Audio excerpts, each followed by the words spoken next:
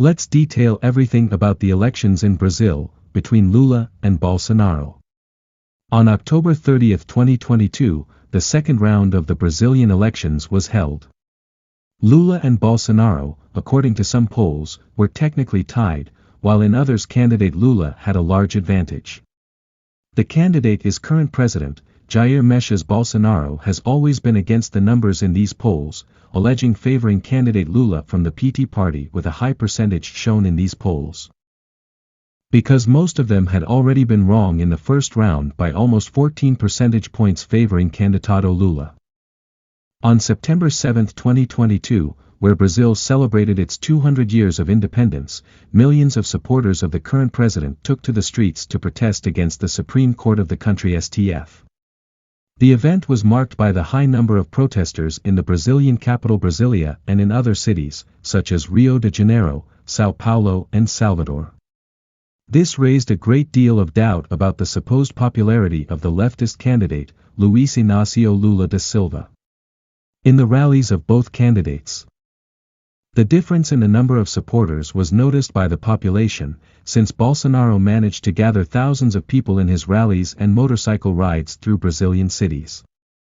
Unlike candidato Lula, Bolsonaristas, as supporters of Jair Messias Bolsonaro are called, believed in an easy victory, but feared the Brazilian electoral process, as they distrusted electronic voting machines.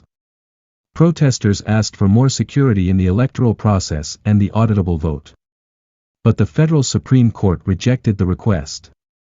Before the second round, accusations were exchanged and various fake news marked the elections. Lula accused the current president of being genocidal and a liar. Bolsonaro countered by accusing him of being corrupt and complained about the support for Lula from the Superior Electoral Court, TSE. Several right-wing profiles and videos were taken down on YouTube, Twitter, Instagram by Alexander de Moraes, president of the TSE. The population demands the impeachment of the minister, alleging censure made by him against the people and right-wing politicians. In this climate of war, several debates took place before the second round. The population was divided. Some feared communism and the decadence of the country, others were bombarded by the leftist Brazilian media that classified Bolsonaro as a terrible president. But the numbers of the Brazilian economy showed another reality. On the 30th of October the elections finally took place. And the left-wing candidate Luiz Inácio Lula da Silva won with 51.9% of the votes and Bolsonaro got 49.10% of the votes. On the same night the votes were counted, truck drivers from all over Brazil staged a strike. Bolsonaro voters did not believe in the result of the electronic ballot box.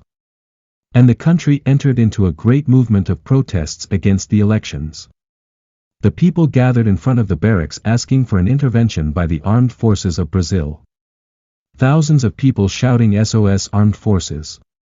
President Bolsonaro was silent for a few days. When he made a public appearance, he thanked the votes he received from his constituents, but did not recognize the victory of his opponent Lula. Then began a great game of riddles and doubts. Supporters wanted help from the armed forces. The left and part of Brazil's mainstream media said the protests were undemocratic. And they stopped releasing news of the large popular demonstrations across Brazil against the result of the presidential election. During this period, reports on the elections appeared.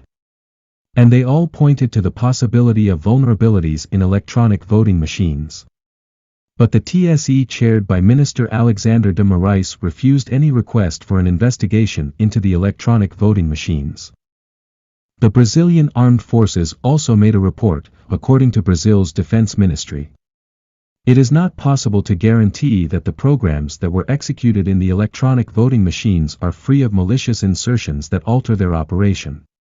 The Ministry of Defense also informs that it requested the Superior Electoral Court, TSE, urgently, to carry out a technical investigation into the compilation of the source code and a thorough analysis of the codes that were actually executed in the electronic voting machines.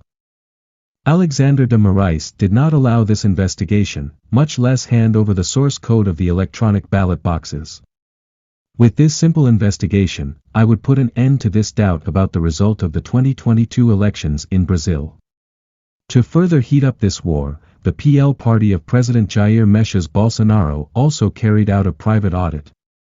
And that report was made available to the people on the 22nd of November. It pointed out errors and serious inconsistencies in 59% of the polls.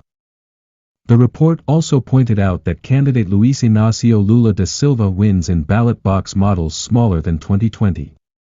And for us models of 2020, victory goes to Bolsonaro. In that report it says that ballot boxes are blocked and that 59% do not have a number. This would make it impossible to assess the urns of old models. PL submitted a representation to the TSE, Superior Electoral Court, for extraordinary verification. In the request, the PL asked the TSE to invalidate votes registered in 279,000 ballot boxes. The party claims that there are irregularities in the equipment and that, if excluded, Jair Bolsonaro would win the dispute in 2022 by 51.05% and defeat President-elect Luiz Inácio Lula da Silva of the PT. Minister Alexander de Moraes, president of the TSE, classified the case as bizarre and illegal, and condemned the Pelo Bem do Brasil coalition for bad faith litigation and imposing a fine of 22.9 million reais. Reference to President Jair Bolsonaro's number in the elections 22. This fact reached the president's supporters as a provocation by Minister Alexander de Moraes to Bolsonaro and his PL party. Tired of the way the TSE has been acting in Brazil, the people have been asking President Bolsonaro to enforce Brazilian law and activate Article 142 of the Constitution that says, "The armed forces, constituted by the Navy, the Army, and the Air Force, are permanent and regular national institutions, organized based on hierarchy and discipline, under the supreme authority of the President of the Republic, and are destined to the defense of the homeland, to the guarantee of constitutional powers and, at the initiative of any of them, of law and order." The fact is, the Brazilian elections have not yet ended according to the will of the people, supporters of Bolsonaro. They want more clarity in the electoral process. For left and TSE the matter was finalized, in order not to have any more discussions. Minister Alexander de Moraes has been carrying out a true witch hunt for right-wing politicians who call into question the result of the 2022 elections in Brazil. Several politicians have already been arrested or even had their partners censored. Profiles with more than 2 million followers are cancelled. Case of Nicolas Ferreira, the most voted representative in Brazil, and Carla Zambelli, the most voted representative in Brazil. Elon Musk, the billionaire owner of Twitter, promised to investigate the case of some profiles cancelled by court order of Alexander de Moraes, after some journalists asked the billionaire for help against censorship. But anyway, who won the elections in Brazil, Bolsonaro or Lula, in the electronic polls? The left-wing candidate Luiz Inácio Lula da Silva won, while in the report of the PL party of Bolsonaro, the current president won the dispute. We are attentive in this war. There is still a lot of news on this battlefield and we will inform you of everything. To stay informed with this and other news, subscribe to Canal do Pátria Brazil. Thank you very much for the company today. To the next.